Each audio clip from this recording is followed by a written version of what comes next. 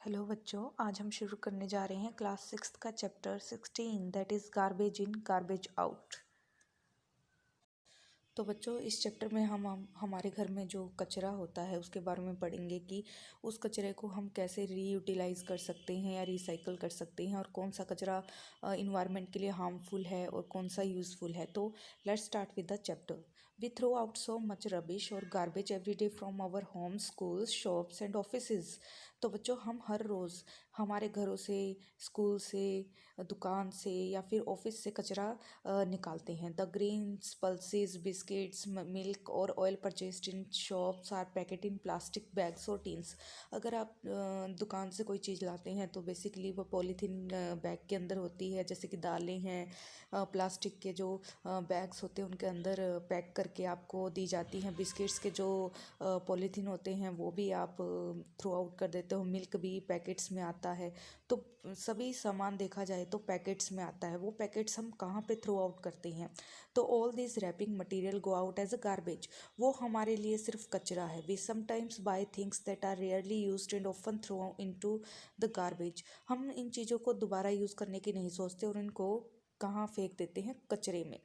तो we generate so much garbage in our day to day activities. अगर हम एक दिन का हमारे घर का कचरा इकट्ठा करें तो आप देख सकते हैं कि एक बकेट फुल हो जाती है। We often throw groundnut shells on public places, in buses और trains after eating the nuts. आपने यह भी देखा है, जैसे अभी सर्दियों का सीज़न शुरू हो गया है तो जितने भी लोग हैं वो मूंगफलियां खाते हैं और पब्लिक प्लेसेस पर उनके छिलके डाल देते हैं। इवन बसेज और ट्रेन्स को भर देते हैं छिलकों के साथ। तो a child might go on sharpening pencil just for fun. और आपने यह भी देखा है, जो छोटे बच्चे होते हैं जब पेंसिल को शार्प करते हैं तो करते ही रहते हैं, उससे भी जो पेंसिल का वेस्ट है वो इकट्ठा हो जाता है और उसको फिर थ्रो आउट कर देते हैं इधर उधर।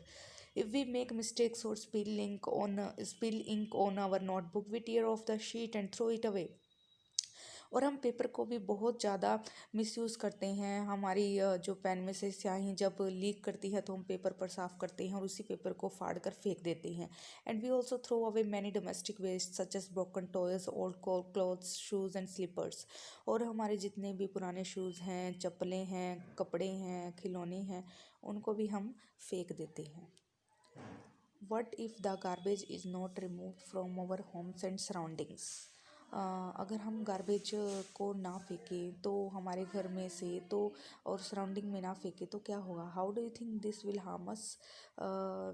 सॉरी, इस गार्बेज को अगर हम साफ़ सफाई ना करें तो क्या होगा? तो इस गार्बेज से हमें क्या कोई इफ़ेक्ट होगा? व्हेन सफाई कर्मचारी take the garbage from the bins, where does the garbage go and what happens to it?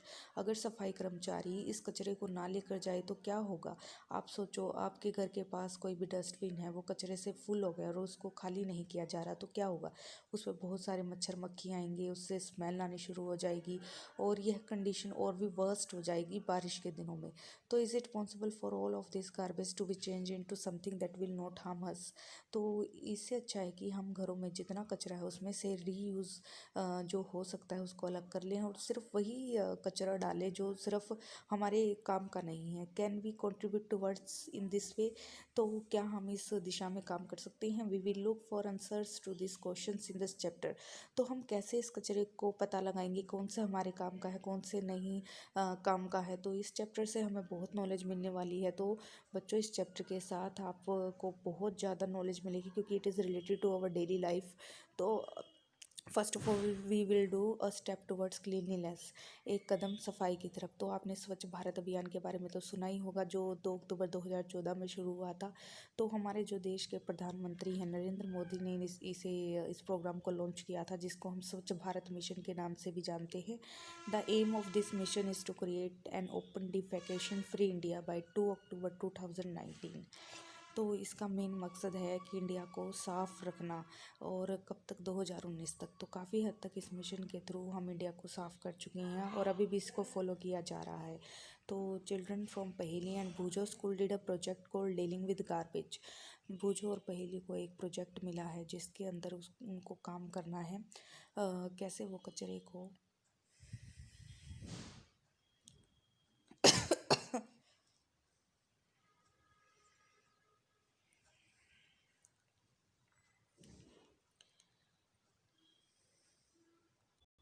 तो बच्चों, the garbage has both useful and non useful components. हमारे जो कचरा होता है उसमें दोनों ही तरह के कंपोनेंट्स होते हैं, जो यूज़ किए जा सकते हैं और जो यूज़ नहीं किए जा सकते। The non useful component is separated out, और जो यूज़ नहीं किए जा सकते उसको अलग निकाल लिया जाता है।